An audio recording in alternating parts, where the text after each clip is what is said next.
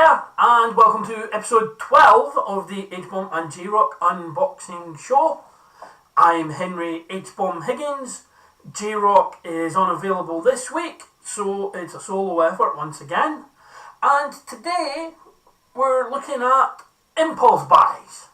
And before me are two perfect examples of that. Basically, we were in Glasgow last week, 2 weeks ago, visiting my family, and we were just going around some shops, and we went in the Disney store. And of course, going into the Disney store, you expect to see Disney stuff. However, in the back of my mind, wasn't thinking Marvel, but of course Disney owned Marvel. So walks into the Disney store, and what do I see but these two bad boys? It's a collection of 6 figures from Spider-Man Homecoming and Captain America Civil War. It does say the Avengers on the front there, but with crossbones in the back here, it's definitely Civil War. And let's have a quick look at them. We will start with the Civil War goodies.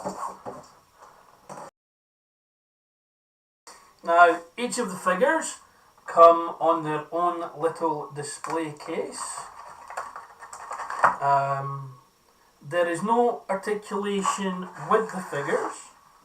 And this first one here is Black Panther.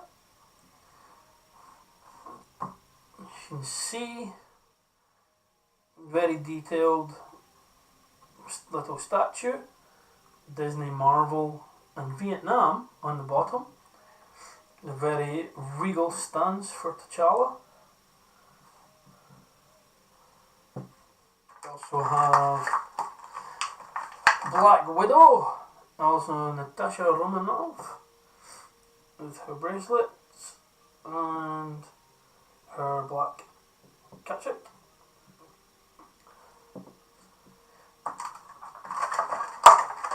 A rather dynamic Iron Man, ready to fire one of his blasters.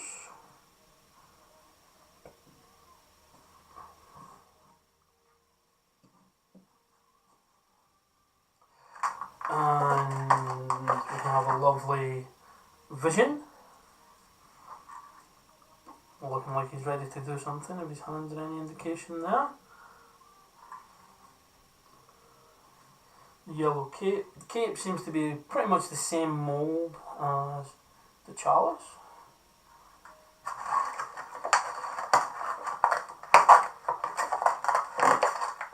War Machine, getting ready to do some firepower damage there. A few things locked on, another dynamic pose. The paintwork on these is really good for what they are.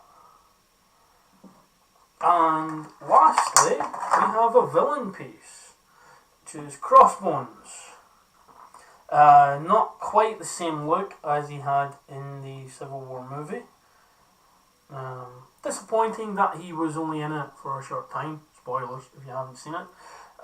It's kind of like the James Bond opening sequence type thing, pre-credits. But that's a really good figure as well. Again, none of the figures have articulation, they are display pieces. And that is the Civil War. Looks like Brock Rum was in some trouble there. This is 5-on-1. And yeah, so that's the Civil War version. $12.99 from the Disney store. As I said, it was an impulse buy. Just a walk in and I saw them. They also had another set of Civil War, which was Captain America, Ant-Man and his side of things. I didn't purchase that one because I really only had the funds for 2. And while I like the Civil War set, it's the next one that I really wanted. So we shall place those guys over there for now in the background.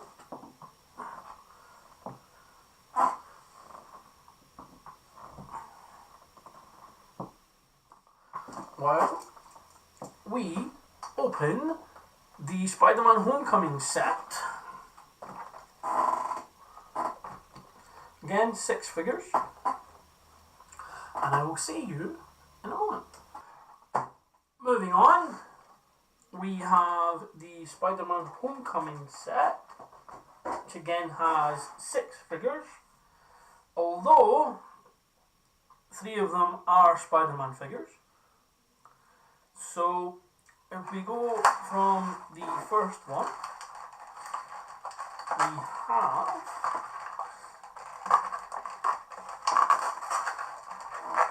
he's really in there.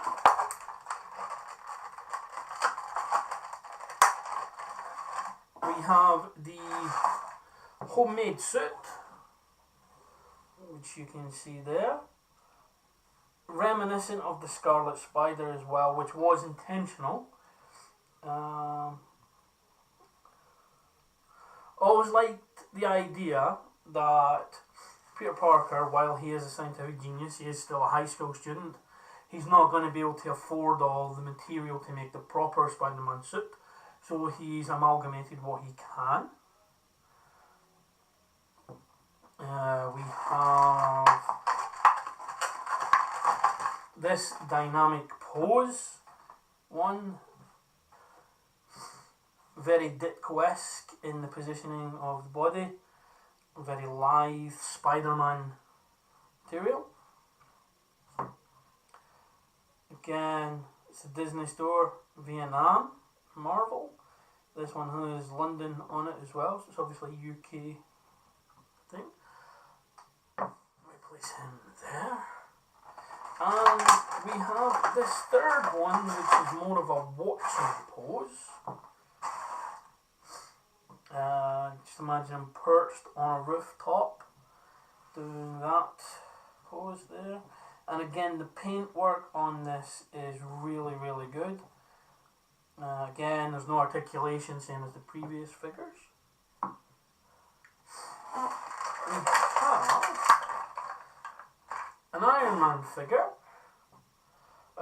If you haven't seen Homecoming, the trailers, Iron Man is in the movie. He's not in it all that much, but he's there enough to have it link with the MCU without the MCU overbearing on the Spider-Man story. This is him either taking off or landing. I would say it's most likely him landing if you've seen the movie.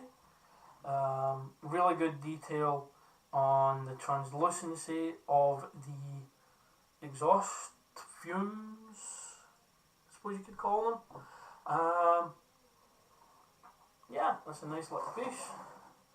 And then 2 villains from the movie. First of all, Shocker. You can see there, obviously again, sense of scale when you see the figure next to myself. And this is Bokeem Woodbine in the movie. The Shocker gauntlet ties in nicely actually with the Civil War set, which is sitting over there, because the Shocker gauntlet is a repurposed gauntlet from Crossbones in the Civil War movie, so there's a tie in there as well. Shocker was one of those villains where it was going to be really interesting to see how they transferred them from the page, even the cartoon, to screen, because what works in a comic book and what works in a cartoon doesn't always translate to live action. If anyone's ever seen some of the earlier superhero films, the Phantom's a very good example of that. Excuse me. The Phantom movie costume was super accurate to the comic book version, but in live action it just looked really, really silly. So sometimes you take what's that and you work around it. They did it in the original X-Men movie where they were all wearing black leather. They threw a little blue and yellow spandex joke in there. So yeah, this worked for me with Shocker. They threw in some of the quiltness from the original costume in the arms of the suit, and that's a nice little piece. But this one here is actually the reason that I bought this set, because I love Michael Keaton. think he's a fantastic actor in pretty much everything he does. And what I was saying about Shocker earlier, you can throw in for the Vulture, because the Vulture in the comics is Adrian Toomes, the same character we have here, but he's an old man, and he uses a magnetic suit to fly with actual wings, and that again, what I was saying with Shocker, would have been really hard to translate to the movies. So they did a fantastic thing where they have the Vulture costume and very sympathetic origin for him. They have the Vulture costume be reclaimed tech from the attack of New York in the first Avengers film. Ties in with the whole thing. And if you haven't seen the movie, apologies for this little spoiler, when the film opens and we see why he's going to become the Vulture, because it's Tony Stark at the centre of it all, in the sense of it's almost a conspiracy, in the sense of they do all this damage and then Tony Stark's contractors have the right to clean up the mess as well, which can be seen as a conflict of interest because Adrian Toomes' character was a salvageman. He had the government contract and it was taken away. But they did have some reclaimed tech. So when we have the time jump from the first Avengers movie to when this is set, he's already the Vulture and he's been the Vulture for a while. So we don't have to go through the origin story of how he becomes the Vulture and begins that. He just is. Same with Spider-Man. When Spider-Man came in Civil War, he was Spider-Man already. We didn't need the origin story. This is a wonderful piece. Really captures the costume perfectly. Everything about the character in the movie just works. And this is my favourite piece of the whole lot. I do like them all, but this is the piece de resistance, as the French say. And that is what happens with impulse buys. You walk in a store, not intending to buy anything, and then suddenly, boom, out of the corner of your eye, you see something and you get it before you think about getting it. Because if you think about getting it, you won't get it. Because you'll start throwing negatives to yourself about why you shouldn't get it. You walk in, you see it, you get to the till, you get out, then you think about it. So that's what these were. A lot of the previous things you've seen on the show from Home Bargains and B&M specifically are impulse buys because you don't know what's in the stores until you go in. If you like collecting display pieces rather than action figure playing toys, then pop down to the Disney store. Get some of these. I'm definitely going to go back next payday. I'll have to do it through home delivery because I don't have a Disney store near me. But yeah, I'm definitely going to go back and get the previous Civil War set with Captain America and his team. However, thank you very much for watching. Thank you very much for listening to me witter on about the Marvel stuff. And let's just finish by having a little battle. Spider-Man and Iron Man going at it with the Vulture and Shocker. Thank you very much for watching. This has been episode 12 of the H-Bomb and J-Rock unboxing show. Next week, J-Rock will be back and we have a display case from... We'll try that again. Thank you very much for watching episode 12 of the H-Bomb and J-Rock unboxing show. Next week, J-Rock is back in the studio. Yeah, it's a studio. And we have another Z-Box to open. So this will be the third Z-Box edition of the show. Again, I don't know what's in it. I've been sitting on it for 2 weeks now. Because it came the day after J-Rock went home last week. So it's been there all last week. It'll be there all next week when we will have it unboxed. The theme is retro. So that could either be actual retro figures and such like, so it could be old things in the box, or it could be more recent things, items based on older cartoons, which could be Thundercats, He-Man, Mask. I'd like it to be Mask. Mask was great. Or maybe retro versions of current characters.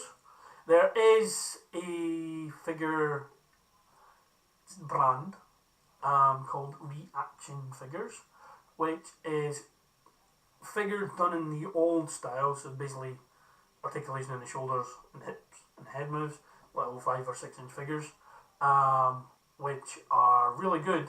There's Big Drum Little China. You get modern stuff in there, but done in a very old style, so it could be that. But we'll find out next week. Now, before we get to that, there's also going to be a new series on the channel. This is obviously the unboxing show. J-Rock isn't here every week, as we've discussed. And what we're going to do is I am going to do a little movie series as well. So, the first one is going to be about horror, because I love horror. And what we're going to do is it's going to be 10 in no order of preference except the last one that I showed. 10 horror movies that you've probably not seen, but I recommend that you should if you like horror. Not going to be any mainstream ones, no Freddy's, Jason's, Hellraisers, Halloween, the big name ones, no Saw.